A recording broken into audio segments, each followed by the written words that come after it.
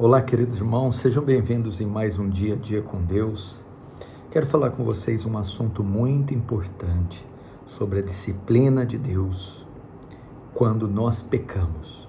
Sim, é importante saber que toda transgressão, toda iniquidade, o pecado, ele tem suas consequências. Nós, como cristãos, já fomos perdoados dos nossos pecados, aqueles pecados que nos condenavam, ou o pecado transferido de Adão. Adão é o cabeça federal de todos os homens, de modo que, através do pecado dele, todos os homens também pecaram. Quando Adão cai todos com ele. Quando Adão peca, pecam todos com ele. De maneira que todos que descenderam do primeiro casal, Adão e Eva, herdam de Adão este pecado, herdam de Adão a culpa, e com a culpa eles herdam também a condenação, estão sujeitos à ira divina e à condenação eterna, ok? Aí vem Cristo, o nosso segundo Adão, que vive uma vida perfeita e justa. Esse segundo Adão transfere sua justiça para nós, ele morre com nossos pecados, e nós morremos com ele para os nossos pecados.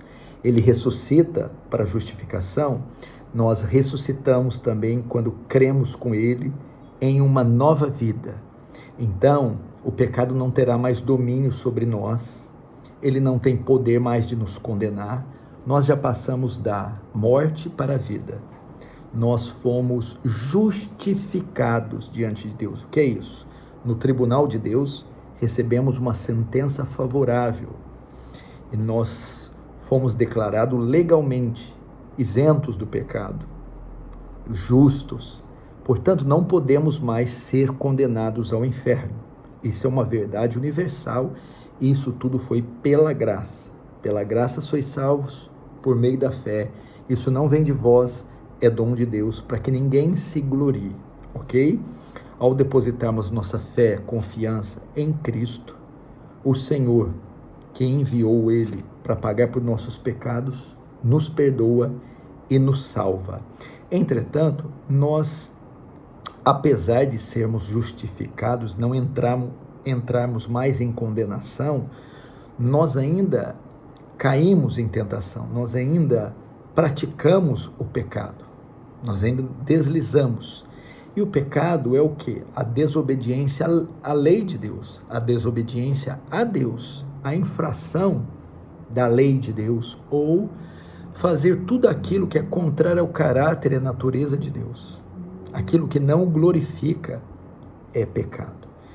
E esses pecados que cometemos depois da conversão, é lógico que esses pecados eles não vão nos condenar, porque já passamos da morte para a vida, já fomos absolvidos no tribunal, mas eles trarão consequências nessa vida, e é o que está escrito aqui em Hebreus, capítulo 2, que toda transgressão, todo pecado, recebeu justo castigo, e é isso que eu quero tratar com você, as consequências do pecado. Por isso, uma das razões para nós não pecarmos, ou desviarmos do pecado, ou não cedermos à tentação, tem várias implicações. Entristece a Deus, ofende a glória de Deus, ofende a santidade de Deus, e o pecado traz com ele consequências. Mesmo que haja o perdão, o pecado traz consequências. Ele recebe o justo castigo. Então, quando nós desviamos da rota como filhos de Deus, e desviar da rota é cometermos deslizes, pecados, o Senhor vai aplicar a disciplina amorosa. Ele vai nos castigar. Aquele pecado terá consequência, a punição divina, o que seria a disciplina divina. As consequências próprias, naturais, por exemplo, Davi, quando adultera com Batseba, ela fica grávida, ele tem que arcar com tudo aquilo, e vai elaborando um plano sujo, chegando até na morte do marido de Batseba, Urias. Então o pecado trouxe consequências drásticas, como essa criança, como a morte de Urias, e a disciplina de Deus veio, porque aí a criança já nasceu doente, fruto do pecado de Davi. Natan descobre esse pecado, é um escândalo para a nação, sabem do adultério, da morte do soldado Urias, e a casa de Davi vai receber os efeitos dessa iniquidade, com seus filhos se revoltando contra o pai, contra si mesmo, quase derrubando o reino.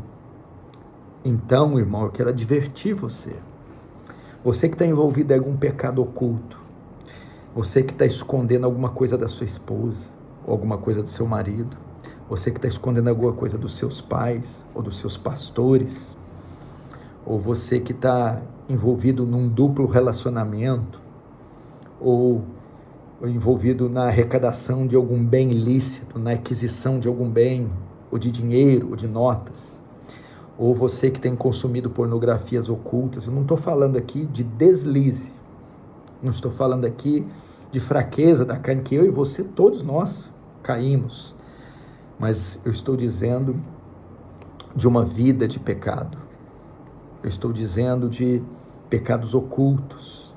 Esses pecados trarão ruína para você, esses pecados terão consequências, esses pecados causarão marcas em você. Nenhum pecado passa desapercebido. O Senhor conhece o som do nosso coração e no momento certo trará à luz esses pecados e a disciplina por esses pecados. Eu quero chamar você, enquanto há tempo, enquanto as coisas ainda estão no seu controle, enquanto nenhuma consequência drástica ainda foi tomada por parte de Deus, que ainda é misericordioso, benevolente, longânimo com você, ou nenhuma consequência física por causa dessas coisas aconteceram, se arrependa, abandone isso agora. Eu tenho certeza que Deus está enviando essa mensagem para alguém e está sendo pontual. Abandone essa prática, esse relacionamento, essas coisas ilícitas, sujas, iníquas, este vício que você adotou na sua vida. Abandone isso, vá diante de Deus, diante de Cristo, se prostre, confesse esses pecados, se arrependa desses pecados e peça a Deus: Senhor, me dá forças para não cair mais, para não ceder mais, me dá forças para me desvencilhar desse vício, dessa prática, dessa iniquidade. O Senhor vai perdoar você, vai conceder graça para você lidar com cada um e você fazer uma ruptura e abandonar para sempre esses pecados. Que Deus tenha misericórdia de você, que Deus tenha misericórdia de mim, nos perdoe os pecados e que as consequências não sejam severas por causa da misericórdia de Deus. Deus te abençoe, tenha um excelente dia.